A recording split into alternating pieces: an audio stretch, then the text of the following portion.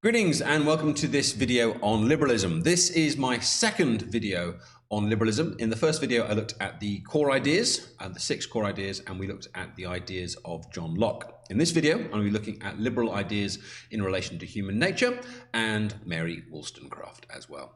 Okay, so basically the ideas of liberalism are essentially completely related to human nature. The idea that we are, if you think back to the first video, the idea that human beings are individuals is completely linked to human nature, as is that idea of rationalism, as is that idea that we should be able to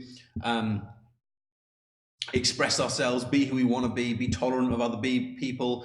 We have the ability to just choose things for ourselves. Now, all of this comes down to the idea of human nature. And ultimately, we are capable of self-improvement by being given the opportunities and the freedom to be what we are meant to be, want to be, etc., etc.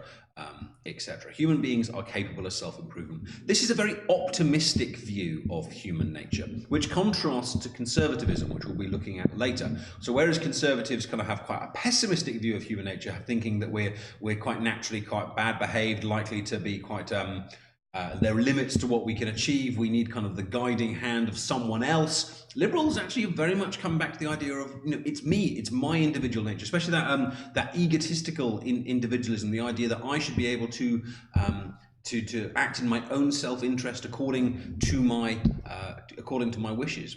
Problems are simply awaiting reasoned solutions. That idea of rationality. I don't need to check my Bible because actually in my own nature is the ability to come up with the solutions to my problems. Although, albeit, of course, in liberalism, they do believe in meritocracy. So different people will have different skills to deal with their own problems, but the potential isn't necessarily there.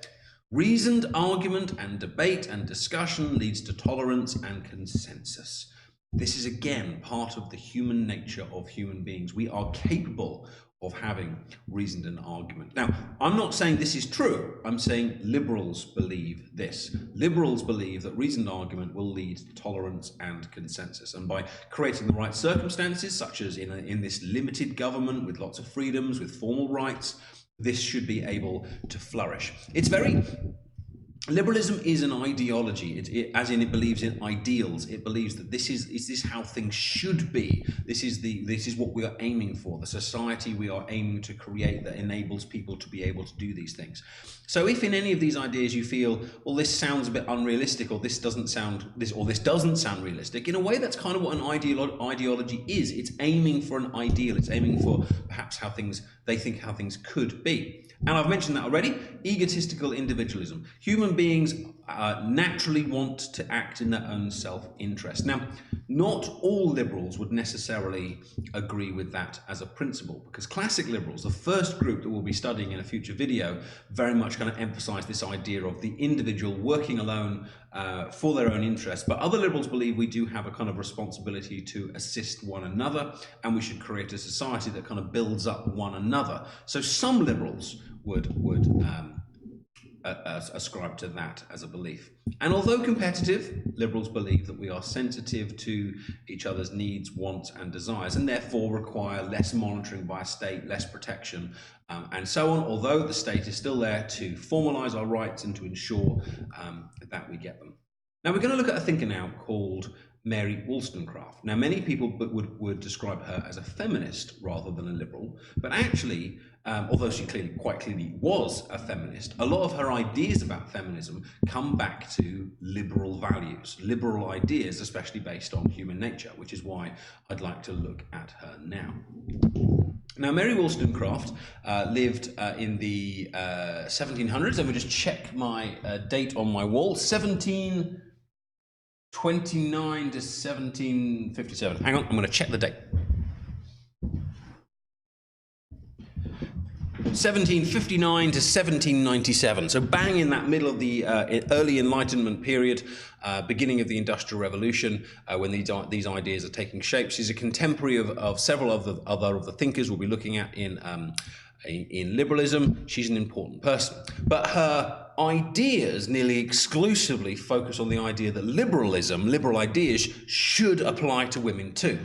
Virtue can only flourish amongst equals, she says. So going back to that idea of individuality, that idea of freedom, that idea of rights, virtue, good behavior, good a good society can only flourish, meaning grow, amongst equal people. So we can see that her beliefs are very much focused on this idea that we should be able to interact with one another on a level pegging, on a similar level. She argues that people are rational, not men are rational, not gentlemen are rational.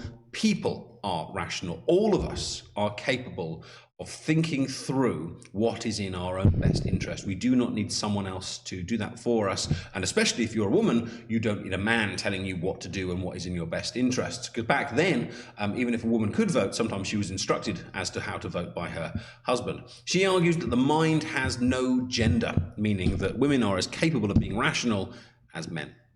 But she argues that human nature is naturally good and empathetic, given the right circumstances, given the right society. So again, an optimistic view of humans. That point there will come into focus when we start to look at some of the thinkers in conservatism, such as Thomas Hobbes, that argue that human beings are pretty nasty to one another, really. So in contrast to conservatism, she believes that human nature is good, and we do naturally look out for one another.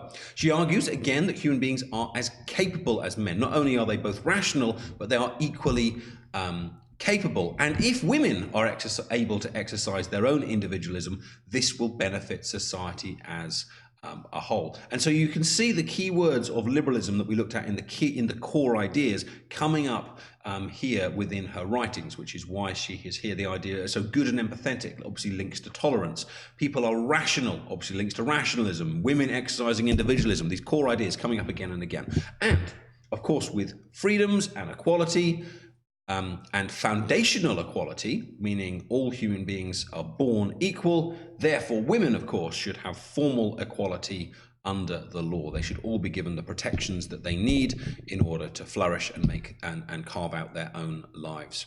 She goes further as to how women can be helped, because she lived at a time where women weren't given education. They were often given very kind of simplistic tasks to do. They were obviously raising families and given those kind of tasks. And so she argued that education was very, very important, and that education would give women self-respect and more of a belief in their own rationality. And then we'll come back to education when we look at some of our future thinkers. She argued that liberated women would benefit the economy. So looking down at the previous one, women exercising individualism will benefit society. Freed women who have had education will therefore benefit the economy as well. Now, she's going to be a tricky one to kind of bring into an essay on wider topics such as the economy, but little kind of phrases and beliefs such as that would enable you to kind of gain an extra mark here or there by making reference to a wider group of thinkers. She argues that the economy should be open to all, not just men, and women should be able to run their own businesses and fully partake in the working environment as well. And lastly, she argues that if you strengthen the female mind by enlarging it, and there will be, take out the and, by strengthening the female mind by enlarging it, there will be an end to blind obedience. In some ways, she argues that women have been put into this box, a bit like how in the previous video we argued that we had talked about how liberals believe that people had been kind of assigned roles in society, and she believes that women have been assigned this role in society as well that they're not capable of getting out of. And so by giving them education, enabling them to have their self-respect, you will enlarge the female mind, and they will no longer blindly obey what they are told to do by their husbands or their priests or by society, and they will be able to take a full role in society and throughout the economy.